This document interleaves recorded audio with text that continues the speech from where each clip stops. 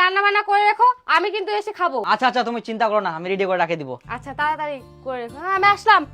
আর শোনো না, আমাকে 2000 টাকা দাও না, বই কিনতে হবে। ও, টাকা লাগবে তোমার? হুম। আচ্ছা নাও, ঠিক আছে, ভালো করে হ্যাঁ করো। আচ্ছা আচ্ছা, ভালোভাবে যাও, দেখে শুনে কিন্তু যাও। হ্যাঁ, আমি তোমার শাড়িগুলো ধুয়ে দিয়েছি। Thank you. পরোটার বিলটা আজকে তুই দিস। আচ্ছা হাঁটো। আচ্ছা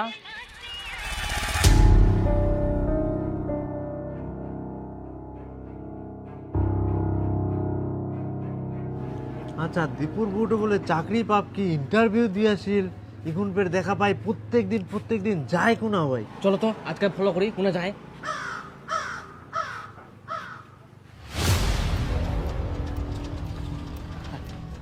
পয়সা পরে দিব কি? আচ্ছা এখানে আসেন না, এখানে তো দেখা গেল, তো ফুসকুড়ি ফের কোনা হারাই গেলতে গোটায় তো জঙ্গল যাইতে যাইতে হামলা চলে গেলে আর দেখা পাই গেল। আস্তে আস্তে আস্তে দেখি দেখি দেখি। নাই নাই নাই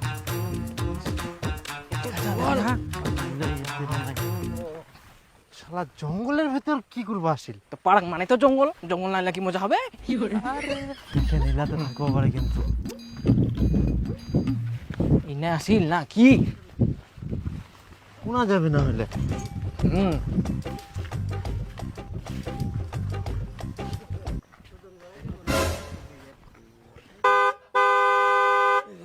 উড়ে হয় নাকি? হ্যাঁ ওটাই তো। দেখিস চেংড়া ফিরছে একটা।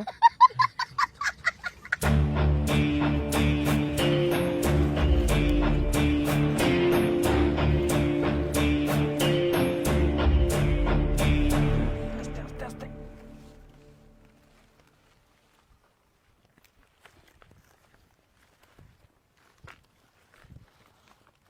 আজকে কোনো টাকা নিয়ে আসছো? নিয়ে আসবো না মানে? এই তো, এই নাও তোমার 2000 টাকা এনেছি। সত্যি তুমি যদি এভাবে আমার পাশে না থাকতে, আমি যে কোন নর্দমে পড়ে থাকতাম ভগবান জানে। ছি ছি, তুমি যে কেন এরকম কথা বলছো? খবরদার এরকম কথা বলবা না। শোনো না, আর কয়েকটা দিন তুমি এভাবে আমাকে হেল্প করতে থাকো, আমার চাকরিটা হয়ে গেলে তোমাকে পালিয়ে নিয়ে যাবো।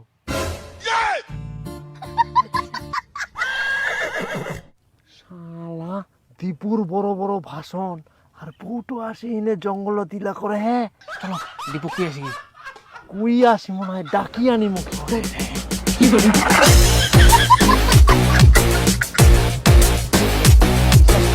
আরে এরকম করে চুপ নি যান, চুপ চুপ চুপ। চলো তুই বিশ্বাস করিস, নিজে বেঁচে ভালো করে নিজে বুঝে যা। চুপ চুপ দাঁড়াবি না, গাবিলে তো শুনে পাই যাবি না।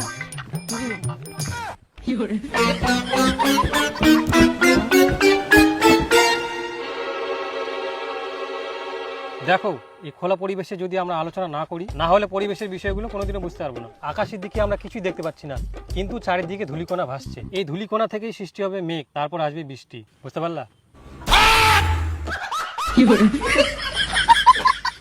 মুভি তো পড়াশোনা করে আর আমরা শুদ্ধমে আবার মুখ নিয়ে আসিয়া হারাম জাদা গিলা ফের তোমরা মোর বই না।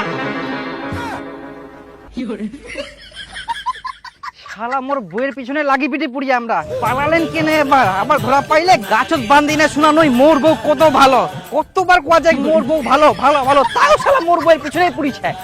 খারাপ পুড়ি ছাড়বে, নিজে তো ওরকম বউ পাবো না, যদি খালি পাম না এবার। আচ্ছা তুই পার্কত বসে বসে কি করিলু? তোমাকে কে বললো?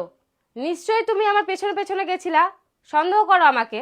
না না, আমি আবার সন্দেহ করবো কেন? আর তোমার পিছন পিছন আমি যাবো কেন? আমি তোমাকে অনেক ভরসা করি, আমি তো এমনি আইডিয়া করে বললাম। হ্যাঁ তুমি তো জানোই, এর আগেও তো একটা ফরেস্টে তুমি দেখেছিলা, সার্ভে করছিলাম। আমাদের পরিবেশের বিষয়ে পড়াশোনাগুলো সব বাইরেই হয়। আর তোমার যে বই কেনার কথা ছিল ওটা কিনেছো? হ্যাঁ নিয়েছি তো, এই তো।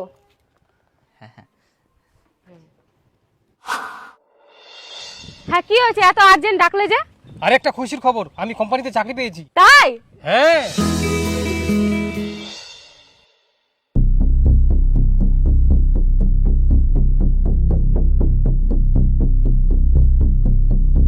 এ নাও ডিভোর্স পেপার, এখানে সই করে দাও।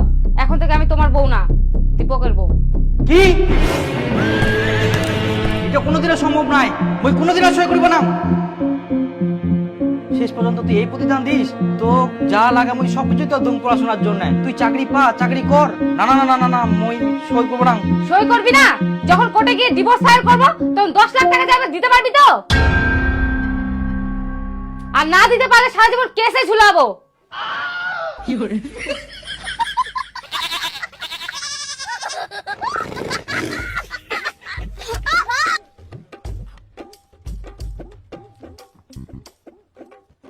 সই কর। কলম।